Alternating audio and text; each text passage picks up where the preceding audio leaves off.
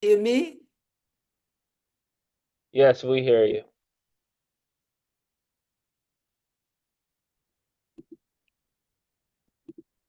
Yep, we hear you. I've heard you were already doing prayers before I arrived, so that's very good.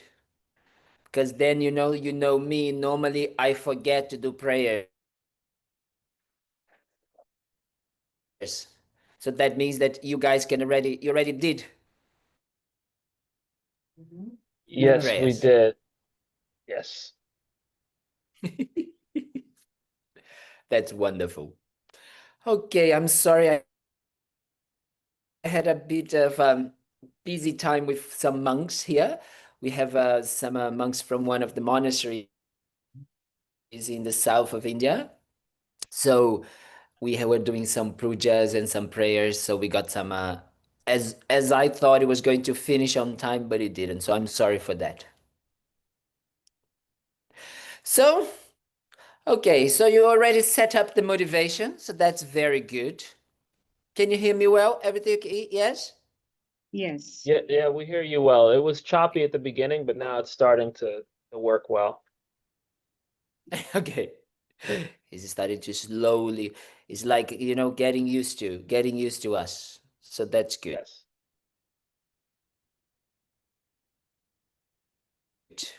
Okay, so we can, very good because I don't know if you remember, but the first week, 2 weeks ago already, I think, we talked about intention and the power of intention and motivation. I think I've been saying this also in the other talks about how intention and how motivation is the compass that brings us to wherever we want to go. Actually, to be a little bit more precise, is that motivation, it's what makes us become who we want to be.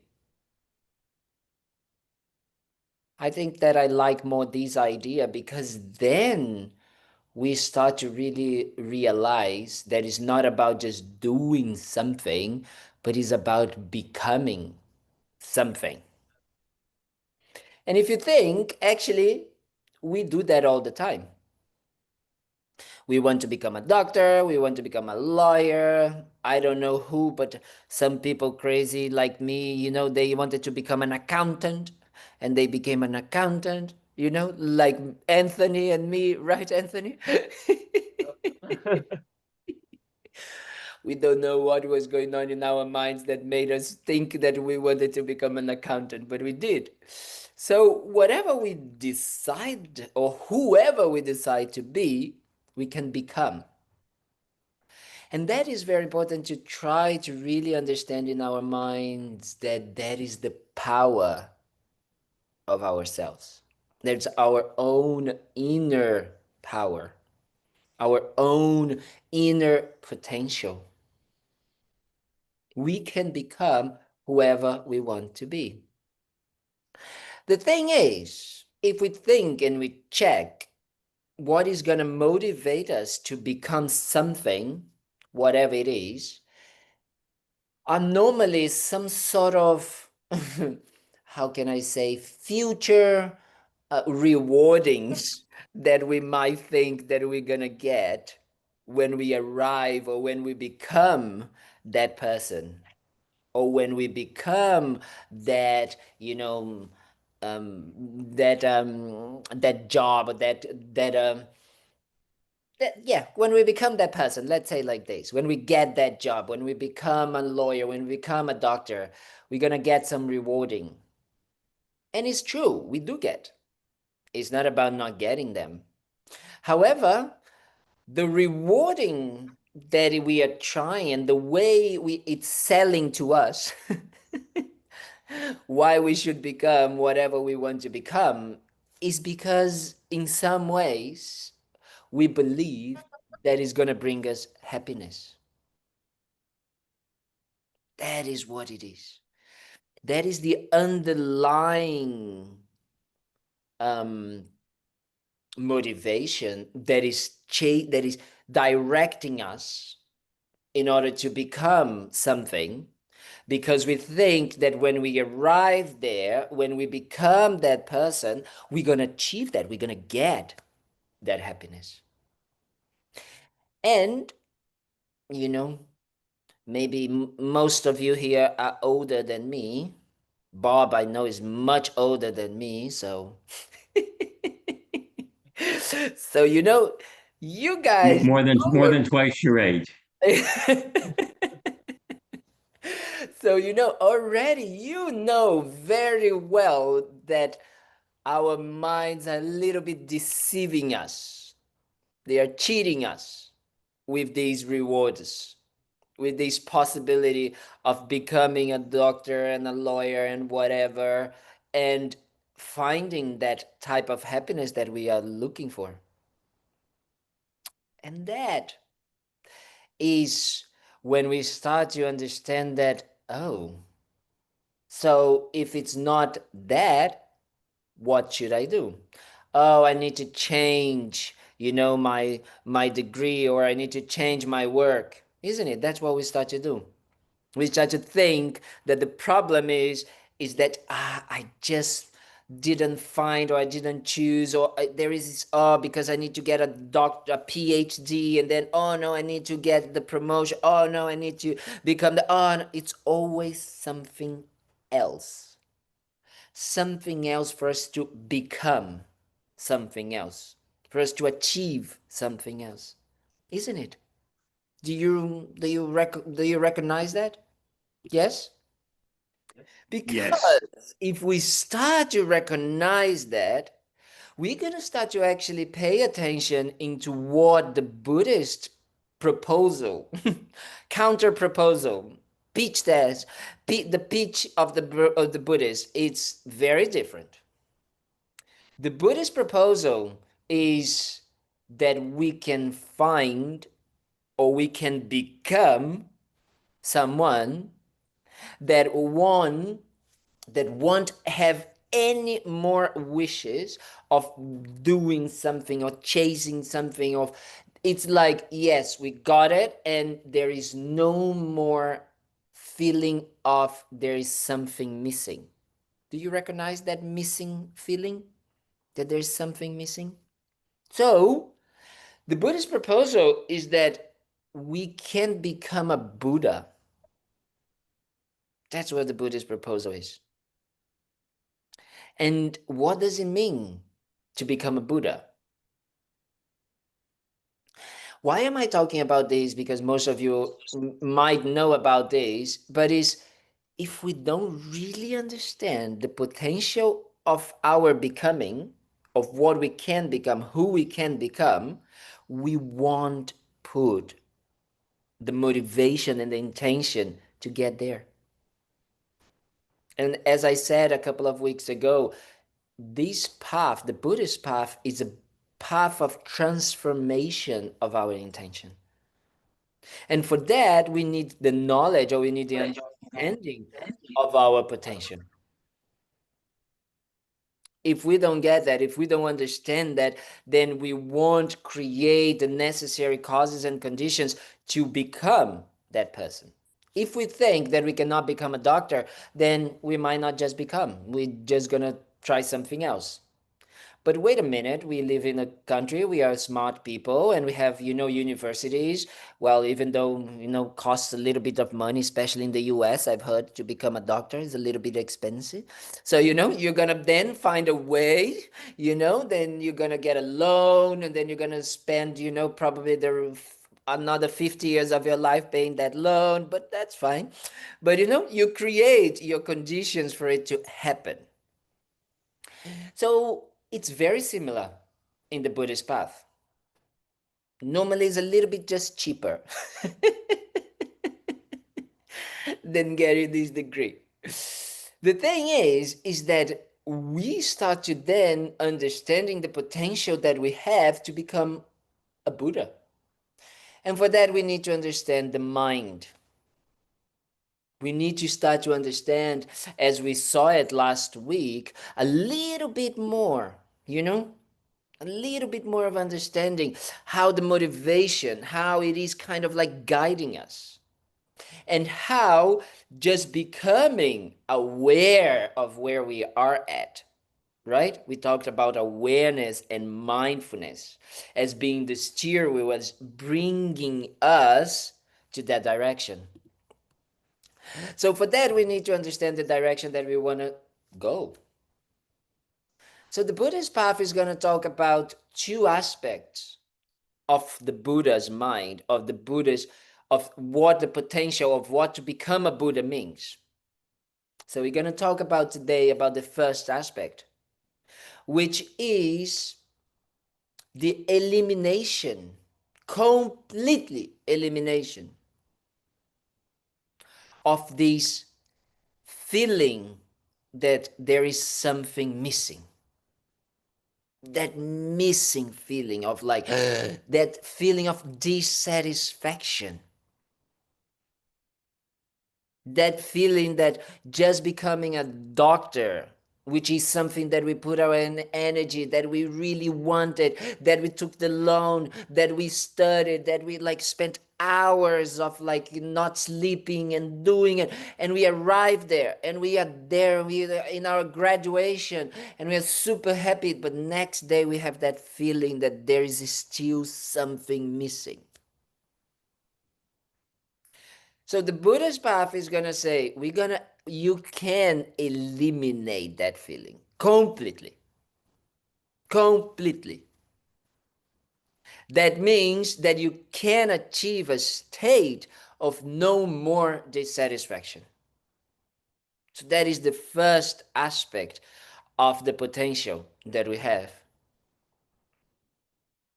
And that by itself is just incredible.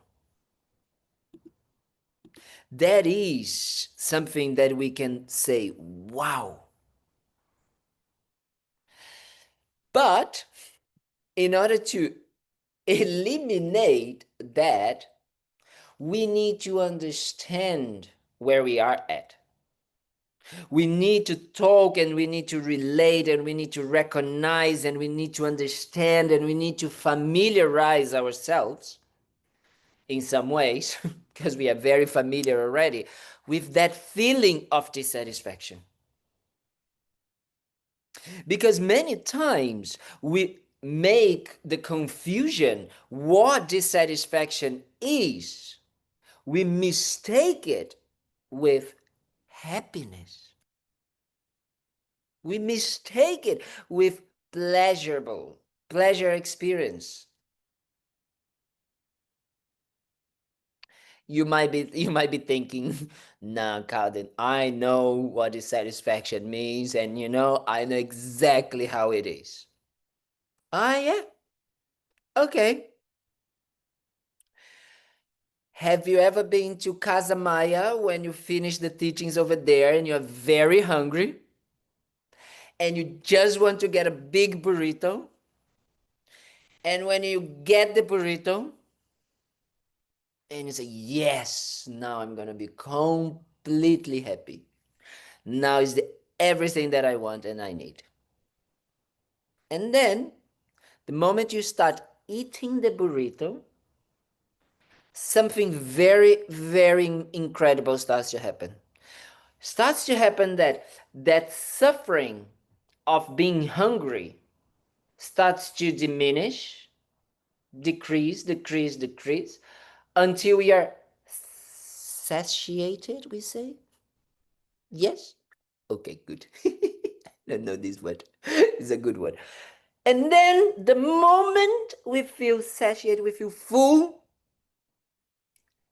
it starts again the building up of the suffering, of the dissatisfaction of being hungry. Do you understand that? Can you understand what I'm trying to say? The moment you feel so completely full, yes, I'm feeling so full, so good, I don't need anything anymore. That's a lie. Because actually what is happening is that moment you don't need, but you started the process of being dissatisfied of being hungry in a couple of hours. Otherwise, we could just eat one burrito and be full ever after, which actually sometimes happen because their burrito is huge. So, sometimes we don't eat anymore, but just for a few, maybe one day. So that means that feeling of satisfaction,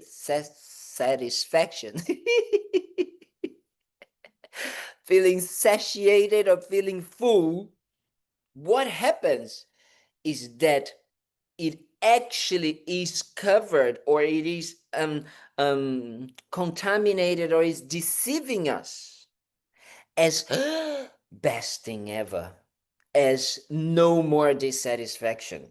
But in reality, in its nature, when we start to see the nature of it, even that feeling, it's in the nature of dissatisfaction. Does it make sense? Do you agree? Do you disagree?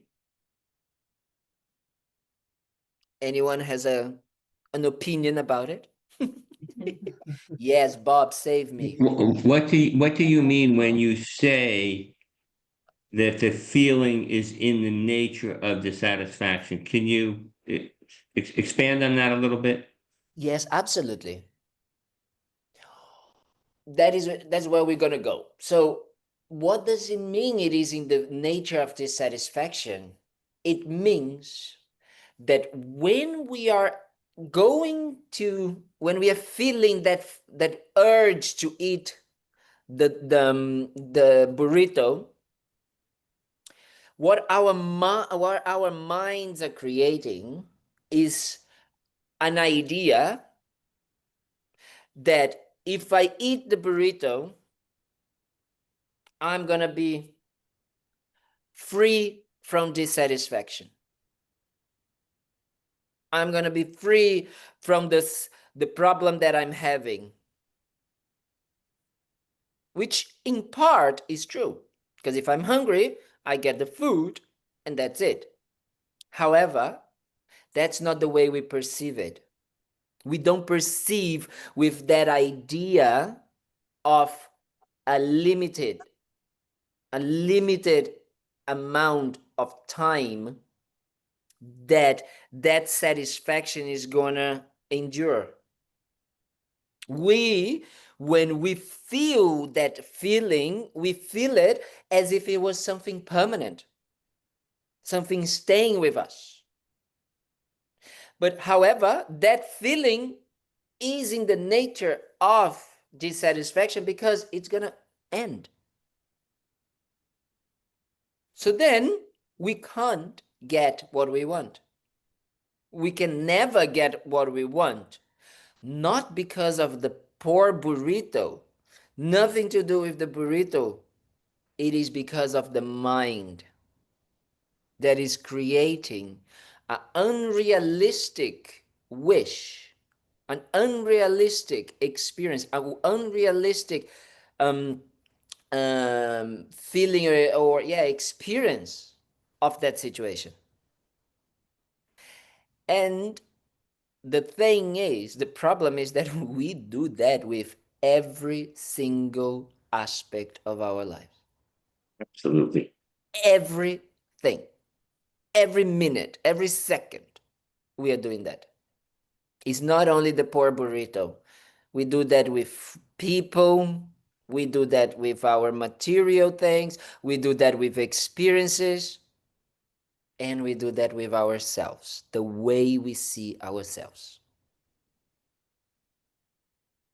Therefore, we are in this constant experience of unsatisfactoriness or dissatisfaction, isn't it? The way that they say in the teachings that I love is like drinking salty water. We are thirsty and we drink salty water, we continue thirsty. Isn't it? Sometimes life goes a little bit more smooth, and then we think we have I love this expression in English. We say we have our ducks in a row or something like that. Or something like this. Is something Yes. like this you All say? all our ducks in a row. All our ducks in a row, right? I love this. I cannot understand why. Why did they put it the ducks? Why they stay in a row? But like, but then, but that is what we do. No, we at some point, sometimes the life kind of like becomes like that, and then we think that we are kind of like, like surfing the wave of or avoiding, or like, kind of like, oh, I know, yeah, the bullet comes here, then I just go that, or then like Matrix. Matrix, that they go like woo, and then everything comes and nothing touches. Neo is like that. But in reality, I'll give you, Bob.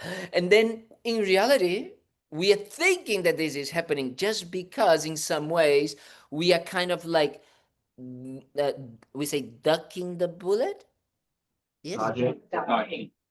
Dodging. Dodging the bullet. Dodging the bullet. But actually, it looks, just because the big bullets are not actually touching us, but the small bullets are. You know? On a daily level, we can even, oh, we are amazing and all of that and all of that. And this is good. I'm going to give an example for all the people that are going in the pilgrimage with me. We're going to go into the pilgrimage. You guys going to create all of these expectations and say, oh, it's going to be amazing and all of that, blah blah blah blah blah, and then something's going to kind of like happen different. Everything's gonna kind of like, oh, maybe you guys go and then I don't know, you eat something and then you get sick, or maybe it's rainy, or maybe it's this, maybe it's that. Something's gonna happen. But we don't think like this. The way we are creating, even though we have everything, material, friends, family, all of that, everything's there. But that feeling of something is missing, something is missing. Oh yes, I need this. Oh yes, I need that. Oh yes, and then we suffer. That is what we need to recognize. We really need to recognize that. If we don't recognize, then we cannot become a Buddha. Why? Because the step to become a Buddha, as we said, the first one that we are talking today, it's about eliminating that dissatisfaction. If I don't recognize the dissatisfaction, I cannot eliminate it. Make sense? Buddhism is very logical. Even though I am not, I'm very confusing and I'm like a parrot, but at least, it is very logical. Bob, you had a question or Yes, I had comment? a question. Is it ever possible to actually eliminate the misconception? Yes. That's exactly what the Buddhist teachings are about. This is exactly the point. And that is why it's so hard for us. But this is the point. The Buddha is proposing that you can eliminate this misconception. But for that, first you need to recognize it. And if you don't recognize it, and to be honest, so for those that are not that Buddhist, I'm so sorry. I hope I don't make like a little bit more confusing. But the first teachings of the Buddha, once he got enlightened, it was what was we called the Four Noble Truths. Okay? And the Four Noble Truths, in a way, is the entire um, framework of the Buddhist teachings. You have there everything from where you are at until enlightenment, until the end, until Buddhahood, until becoming a Buddha is there. These Four Noble Truths. Normally, what does it say? We say that we need to understand this dissatisfaction mind. Because the moment we start to understand and recognize it, then we can start to look for the cause. Right? The moment we start to look for the cause, then we want to look for a solution to eliminate these causes. And once we find that there is a solution, we want then to apply this solution. So in a nutshell, these are the Four Noble Truths. The problem, and I have to be absolutely honest with you, lies in the first one. Because we struggle to actually recognize the nature of suffering that we are at, the dissatisfaction mind. Because right now, it is our day-to-day lives. So then there is these people 2,600 years ago, this guy in India or, that comes and he talks about, Oi, are you aware of how your life is? Can you wake up for the nature of the way you are living your life? And I have to confess that I don't know you, I am very lazy for waking up in the morning. So can you imagine if I'm lazy to wake up in the morning, if I'm going to be lazy, how lazy I am to try to wake up for my unsatisfactory, my dissatisfaction mind? Oof, much more. Because I don't want to see it. Because right now is my reality. Right now is what I have been experiencing. Right now is what I feel it is making sense to my life. I'm succeeding, let's say people who, especially people that have, and we all are in some ways successful. You might think, oh no, I don't have so much money. Oh no, I don't have a partner. Oh no, I don't have the house and the car that I want. But yes, if we compare to 90%, 98% of the worldly population, we are materially very successful. However, that doesn't make any difference in the way that we are also struggling, all of us, with this dissatisfaction. So the Buddhist path, in a way, and especially this first understanding and familiarizing in a way, I say familiarizing, but it's not really familiarized because, as I say, we are familiarized already. It's actually realizing, it's translating it or seeing it for what it is. That's what a little bit more what is the idea. Because normally when we talk about dissatisfaction, I don't know, we can talk about physical suffering. No? Yes, obvious pain or discomfort or illness. Yes, okay, I'm like, that's a bit of suffering. That is a bit of, we all recognize that. When we go and do a little bit of exercise, or for those that are going to go to louder with me, you guys going to feel that dissatisfaction, that pain very easily when you go up the mountain. After the first day, you guys are going to feel it, But that is not just this. What the word dissatisfaction, what is really talking about is a little bit more subtle. Is those ideas that what we call happiness, what we call peace, now is completely temporary and fades away. But we don't have that understanding. We don't want to. We have Disney telling us happily ever after. So we want that. Isn't it? We all grew up with that. We grew up with, I can be happy ever after. I grew up, we all grew up with this idea that if you succeed, if you get money, if you have your ducks in a row, you're going to be happy, isn't it? And probably most of you have your ducks in a row very well. You've done an amazing job. And my question to you is, are you satisfied? Are you purely, completely satisfied without any absence of needing, of wanting, of a feeling, I don't know, that something is not right, or is there something more? Can anyone say that? I don't want it to be like a down, that we are down, or say like, no, but just to start recognizing, just to observe.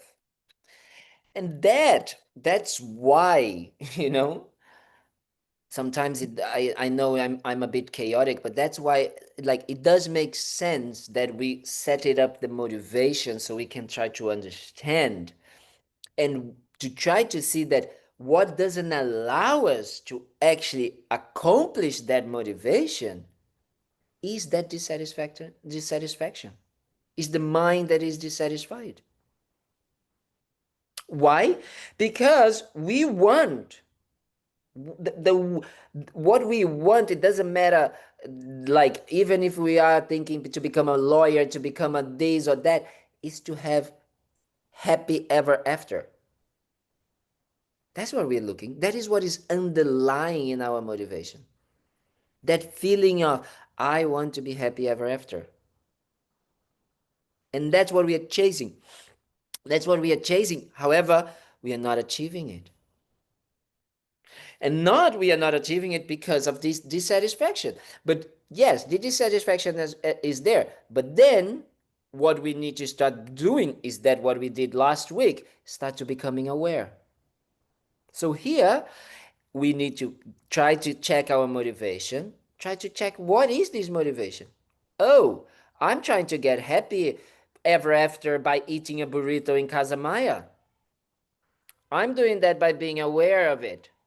Then I can be aware that, oh, actually, that sensation, that experience, that thought, that intention will bring me suffering. Because the poor burrito is gonna finish, is gonna end, and can never bring me that feeling of happy ever after. It's not in the burrito. Does it make sense? Is it making a little bit more sense? Yes, Bob. Can I ask you a question? Is it possible to enjoy the burrito Yes. and So, not feel the? Is it possible to? It's impossible to enjoy whatever it is you're enjoying yes. without.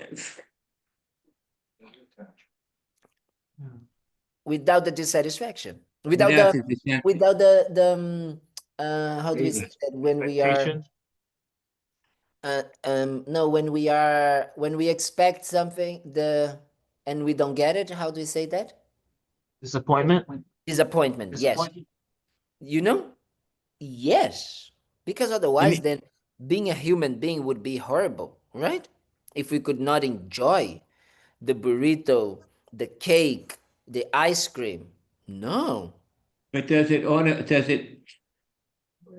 if you strive for something, Mhm. is that contradictory No. No, it's not to, contradictory. We are okay, using the same things that our minds have now. We are just changing the intention. okay, fine, That will create the different result. Because right got it. now, you eat the burrito because you want to satisfy yourself forever and only you. That's what we do, okay? I don't know you, but I am definitely very bad at sharing my food. So that's normally what happens. You know? I just want the burrito. I want the burrito now, and I want the burrito to be make me happy forever, and I want it just for me. So what we're gonna try to do is that we're gonna try to see that, oh, if I eat this burrito, I'm gonna have energy, I'm gonna be strong, and then I can use my time to actually benefit others and help others. Right now, I eat the burrito simply to become, strong, satisfy my happiness, and then just go to the sofa and enjoy myself. You know, there's no, there's no there's no idea of wanting to use that food in a certain way that is beneficial, not only now for enjoying it. So you can enjoy it, but with that long term view. And not only that long-term view, but that also aspect of opening our hearts to others. Because right now, these are the two things that make us suffering. That selfishness and self-centeredness that wants to have the entire burrito for myself and not share it with others. And that misconception that the burrito exists or will give me something that it cannot give. So the moment that I eliminate these two things, wow, you're gonna enjoy the burrito a lot. You're gonna be actually living like you are always enjoying the burrito. It doesn't matter if you have the burrito or not have the burrito. It's gonna be same. You're gonna be blissed out, as we say. That is the idea. Because what doesn't allow us to be blissed out is these kind of like layers of confusion and self-centeredness that don't allow us to actually be free from these mind states and be completely, how can I say, obsessed with these two things. Feeding me, myself, and I, and expecting it to become completely happy ever after. I'm so sorry for those that are first and new here with me, but my examples always involve food because I'm a foodie. But that is what we need to start understanding. And that is how we can start to, trying to realize how paying attention now or being mindful or being aware of what is going on in our minds, it can be so important. Because now we can emphasize that mindfulness, that awareness to help us see this dissatisfaction as it arises. Because normally, when we start to feel that dissatisfaction, when we start to feel, what was the word you said, Anthony? Disappointed, then the problems start more and more. They escalate. They don't start. They escalate. Yeah, escalate. Is that it? It's like Yes. escalate. It's like now the situation in the Middle East is escalating now. Like this. Why? Because the moment that this dissatisfaction feeling arises, then how we deal with that, wow, then we really can look into so many ways that we deal with it, because we don't want to feel that. We have aversion. We are completely averted to not feeling dissatisfaction. We are running away. Everything that we do is to run away from that. We're trying to avoid it. Everything, all the time, in everything that we do. And then, unfortunately, because we are, well, I cannot say we, but me, I'm not very smart. So the way I try to deal with that is actually creating more dissatisfaction for me. I start to say things, I start to do things, and I start to think things that don't help me at all in getting what I want and create more dissatisfaction. And there is the loop, is the circle of never ending dissatisfaction. Because as we said, our minds are habitual. So the more I start to create that habit of responding or reacting to that feeling of dissatisfaction in a certain way, I'm going to start redoing it again and again and again and again and again. And that's when extreme mindset starts to happen, like, alcohol or drug abuse, or even, sexual types of abuse, or, now, like now here in Brazil, more and more people are doing like this online gaming, betting, online betting. Oh yes, oh $1 I can get, oh I can bet in this, I can. And then, it becomes because we're just wanting that feeling of not being there. And then you go to the north of Europe, and then you have, the biggest way that they deal with that is by suppressing it. We also do that. We all do that. But we suppress it. We pretend that, no, no, no, I'm not feeling dissatisfied. I'm not feeling angry because I didn't get what I wanted. I'm not jealous because that person doesn't want me because they want something. No, no, no, no, no. You know? Isn't it? We start to kind of like create so many, I'm sorry to use this word, but unhealthy ways to deal with this. So we start that cycle of reacting to this dissatisfaction and creating habitual tendencies like attachment, aversion, distraction, denial. But the problem with these reactions is that, yes, they seem natural right now. No? If you're going to talk, everybody's going to say, but that is part of life. That's how life is, isn't it? That's how we answer to these questions normally. When I call the ups and downs, the roller coaster, when I talk about that, everybody says, but that's just life. We have up and down.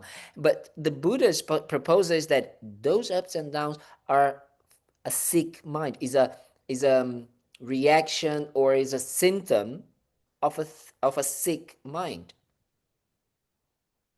A mind that is ill with this idea of just me, myself, and I, and these misconceptions.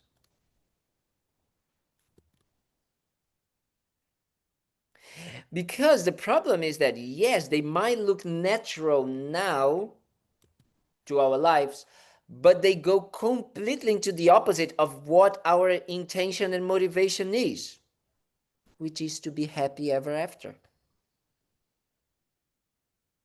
They create the opposite effect. They create more suffering, more problems, more dissatisfaction. Opposite, completely opposite. I want to go that direction and I go to that direction. That's how they are cheating us, as Rinpoche used to say. Completely confusing us, completely creating a way that is like, no. So being aware of this dissatisfaction is so important. Why? Because if we are not aware of this dissatisfaction, if we don't recognize it, if we don't see it for what it is, we will never look for the cause of it. I don't care. I'm not going to put effort into looking for what is the cause of dissatisfaction. What is the cause of my, problems in life? All of them. That's normally a discussion that I have with people that they kind of, and that's a bit of not a fear, but a possibility that if we don't pay attention in the way that the Buddhist teachings they continue, it can become a little bit they could become a little bit watered down into just some sort of new age, as Rinpoche used to say, psychology, where we are just looking, for the causes of our problems, saying it is because mom and dad did that to me, or because of, my childhood, or because I didn't have that. And Dharma, the Buddhist proposal is the Buddhist teachings are going to be, well, these things are just a continuity, a continuation of, this ups and down patterns that you have been experiencing again and again and again. But this is not the cause. The cause is not outside. The cause is in the mind. The cause is in the mind. So that's why we need to understand it, and we need to familiarize, and we need to understand this process. And we need to start being aware and mindful. Because the Buddha didn't invent anything. He was a scientist, and a science is an observation. No, we're just observing something, and then from that we take out a law, or we take, a natural law, or we take like a conclusion of how things work, and therefore if we change the conditions, we have a different result that is beneficial for us, isn't it? That's what biology, chemistry, everything is based on. So it's the same, but it's the science of the mind here. So we need to do the same type of curiosity, the same type of energy, the same type of wish to understand what is going on in our minds, so we can check how this dissatisfaction works and how we are creating it. Where are the causes of it? But if we don't see the dissatisfaction and how it works first, no way we're going to look for the causes. No way. I'm just going to continue because it's still suiting me. It's still nice to me. It's still beneficial to me if I see it. So that is why now we can use this aspect of the mind of being aware and mindful in a different way. We're going to be adding up. We are not just mindful of like, oh yeah, what's happening in my mind, but I'm going to be mindful and aware of the dissatisfaction. I'm going to start to be aware of how does it work? Oh, without me saying anything of what are the causes, because that's how normally we want. We just want the answer. But you coming to this conclusion. You in your daily life, observing your life in every situation, when you go, when you are at home alone, when you are with people, when you are at work, when you are in like shopping, when you are at the beach, wherever. Try to recognize, check if you can recognize, check if it is there, that feeling of dissatisfaction, and how it manifests to you. How it is its own way for you. And it's important to understand why you're doing that, because you're trying to recognize it so you can look for the causes. And why do we want to look for the causes? Because if we look at the causes, then we can eliminate it. Does it make sense? Yes? Question. Yes, sir. Can you give examples of causes? Next class, like that I hook. Sorry. Sorry. Like that I make you work this week so Okay. you can Okay. start doing it for yourself. No, but you know what? I think that I don't know if I'm doing something completely wrong, but for me, it's something that I wish I could have learned the Dharma like that sometimes. That people would encourage me more at the beginning to really try to experience these for myself, try to come up with these inner answers, as I like to say, really, that from my own experience, without, because we are normally, when we get the traditional intellectual answer, then we try to look for it, we try to make it happen to us. So when we go to meditate, we are trying already, we are trying to have an experience. Oh yeah, I should be having that, I should be relaxed, I should be this, I should be that. then there's no meditation there. Impossible to meditate. Possible. Meditation is, it cannot be tight or chasing or, looking for something. Being aware, being mindful is the opposite. It's literally creating space so you can just see, just observe, just be aware, just be with this. That's what we want now. Just that. And then with time, we're going to be able to check what is there and then consciously, we can make a conscious decision what to do with it. By discerning from our own experience, oh yes, this makes sense, this helps me. Oh yes, I can see when I'm in this situation, I am not good, I'm not well, I'm not enjoying. This is dissatisfaction, and I don't want that. Does it make sense? Yes. Yes? Okay. Any other question, any other comment, any other consideration, as my mom says? Melissa had a question in the chat. So, sorry. Melissa Yes. had a question. Melissa, is the pilgrimage already closed? Sort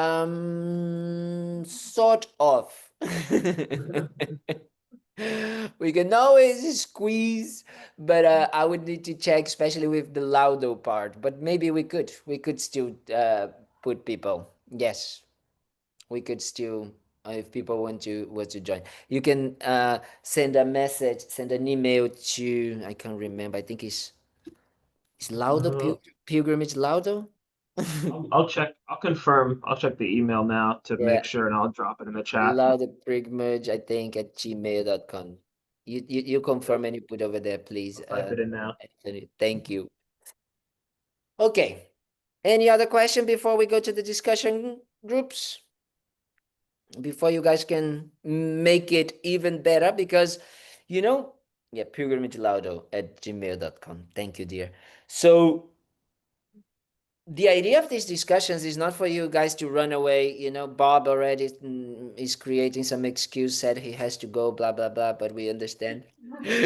But why is so important? It's called having children and it's Father's Day. I know.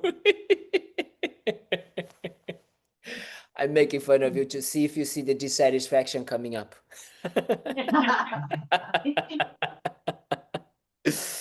So what starts to happen is that actually these discussions are so vital to help us. Why? Because our minds can be very tricky and very misleading or very sneaky. We think that we are aware, I don't know you, but I am a very proud person, and I have a lot of, thinking that I know everything about me. No, I know me very well. Yes, I know me, like this. We have these tendencies of thinking we know ourselves best, but our minds are very tricky, so we might not be able to actually see the entire picture. It's almost as we say, if you are inside of the river, it's very difficult to see the entire river. But if you are on the shore, you say Yeah, sure. yeah, the side, yeah, then you can see the entire river going from there where it goes, and then you can see all the way, right? So these discussions, they come with this idea of you guys talking about your own experience. When you put it out there, then you start to notice some aspects of yourself, right? So that is what we need to kind of, and it's not about, oh no, I don't want to share. I don't. No, it's quite the opposite. It's like, oh, the more you can share, the more you can not only benefit yourself because you can see maybe a way that you are not seeing, but especially you can learn or you can help another person to say, oh wow, I also see or feel like this, but I haven't realized that. Boom, and you're helping the other person. Okay? So you guys give time to each other to listen to other people, to listen to what each of you. So the idea, I think we are doing groups of 3, right, Anthony? Yeah. So what we'll do is we'll allow the virtual team to do their own session. We'll disconnect audio, and then in here in the Gompa, we'll do maybe groups of 3 or 4. Yes. based on the Can number you we have can you do currently the today. breakout groups with them? I think when by the time people drop, it ends up making more sense to leave the group, just leave the Okay. virtual in one sitting. But if anyone The feels online virtual otherwise, people go you can add together. the Okay, online. Yeah, and if that's someone perfect. feels otherwise, I can do that. But when some people drop, it ends up being just a small amount of attendees anyway. That's fine. That's great. So I'm gonna write here the question because last time you had to do it for you. You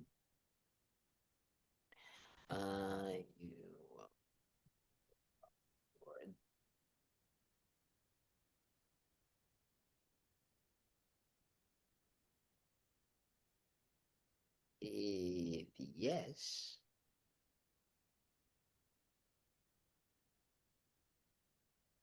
Can you read it? Does it make sense? Is it a good English? Proper English? Yes, it's proper English. Can you put it back up, please? We just put it on the chat. Can you see it? I can't see it. Bob? What I'm going to do is I'm going to put it on a Word document. I'll share the screen, so it'll be large. Okay. Yeah, but it says, are you aware of your dissatisfaction in your daily life? If yes, what kind of dissatisfaction do you notice most often? I'll put that in a Word document. There it on the screen. Then you discuss about that. Yes. And then then we'll you dedicate. That's exactly. You're gonna dedicate today, but you're gonna bring homework home. And the homework is gonna be to bring these awareness of your dissatisfaction and how it pops up in your life. Daily life, everywhere, all the time, anytime. However, how many times you can be aware. That's okay. Okay? Then next week I want a full report, 10 pages on Yeah. an essay. No, in America you guys do a lot of essays, no? Like in your university. And I want an essay on awareness of your dissatisfaction. That would be good. Okay, dear. Thank you so much. I hope that something of this blah blah blah and this parrot-like monk made any sense. And that you know that by understanding the mechanics of how our mind work, I really can assure that we can transform our lives and we can find lasting happiness as we want. So, but as I say, normally, I normally say, if you wanted something very relaxed and not so much work and just, pina colada on the beach, maybe not here. Maybe a bit more difficult here. Okay? Because it needs a little bit of effort in the beginning for us to really, put into practice these mindsets. Okay? So I see you tomorrow for meditation at 7:30. I see There's you one more on question, Venerable Tuesday. Kalden. I see you All right. Wednesday. I see you Thursday. Oh, wow. We can see every day. We can see you Monday, Tuesday, Wednesday, Thursday, and Sunday. We see you. I see you. Okay? Thank you so much. Enjoy. Have a good There's one week. Thank more you. question, Venerable Kalden. Yes? Oh, I'm sorry. Yes, go ahead. Answer. With this homework, Yes.